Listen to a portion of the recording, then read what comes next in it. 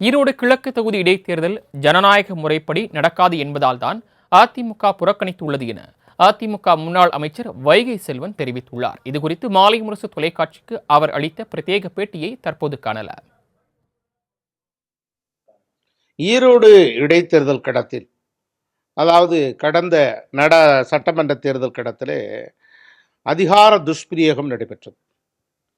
ஈரோடு கிழக்கு சட்டமன்ற தொகுதியில் கடந்த முறையும் அதற்கு முன்பும் 2 முறையும் தொடர்ந்து வாக்காளர்களை ஆடு மாடுகளைப் போல அடைத்து வைத்து வேறு எங்கும் செல்லக்கூடாத நிலையை ஏற்படுத்தி இந்தியா முழுவதும் ஒரு கரும்புள்ளியை ஏற்படுத்தியது திராவிட முன்னேற்ற கழகம்.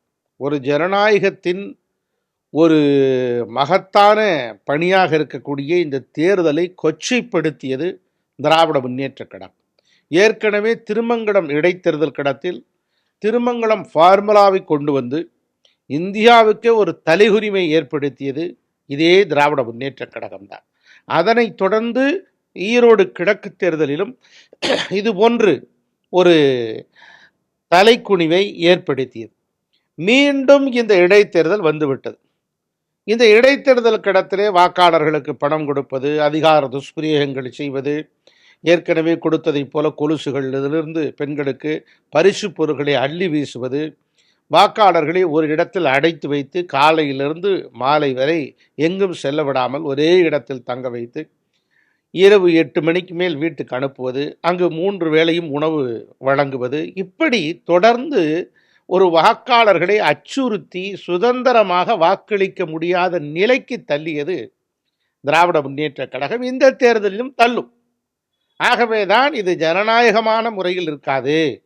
இந்த ஈரோடு இடைத்தேர்தல் கடத்திலே சர்வாதிகாரம் தலை தூக்கும் என்பதனால் இந்த தேர்தலை அனைத்து இந்திய அண்ணா திராவிட முன்னேற்ற கழகம் புறக்கணித்திருக்கிறது. திமுக சொல்றாங்க அதிமுகவுக்கு பயம். எதற்கு நாங்கள் பயப்பட வேண்டும்? அண்ணா திராவிட முன்னேற்ற கழகம் நேற்று ஆரம்பித்த கட்சியா? அண்ணா திராவிட முன்னேற்ற கழகம் 7 முறை ஆட்சியில் இருந்த இயக்கம், இன்று எதிர்க்கட்சியாக செயல்பட்டு கொண்டிருக்கிற இயக்கம். திராவிட முன்னேற்ற கழகமே எதிர்க்கட்சி என்கிற அந்தஸ்தை பலமுறை இழந்திருக்கிறது. ஆனால் ஒருபோதும் அப்படி ஒரு நிலைமை அண்ணா திராவிட முன்னேற்ற கழகத்துக்கு ஏற்பட்டதே இல்லை. தொடர்ந்து ஆளுங்கட்சியான வரலாறு புரட்சித் தலைவர் எம்ஜிஆருக்கு பிறகு புரட்சித் தலைவி அம்மா அவர்கள் காலகட்டத்திலும் நிரூபித்திருக்கிறது. புரட்சித் தமிழர் எடப்பாடியார் அவர்கள் எதிர்க்கட்சி தலைவராக எதிர்க்கட்சி அந்தஸ்தை அண்ணா திராவிட முன்னேற்ற கழகம் பெற்றிருக்கிறது. நாங்கள் எதற்கும் அஞ்ச வேண்டிய அவசியம் இல்லை. நியாயமான தேர்தல் நடத்துவதற்கு முதலமைச்சர் மு.க. ஸ்டாலின் தயாரா?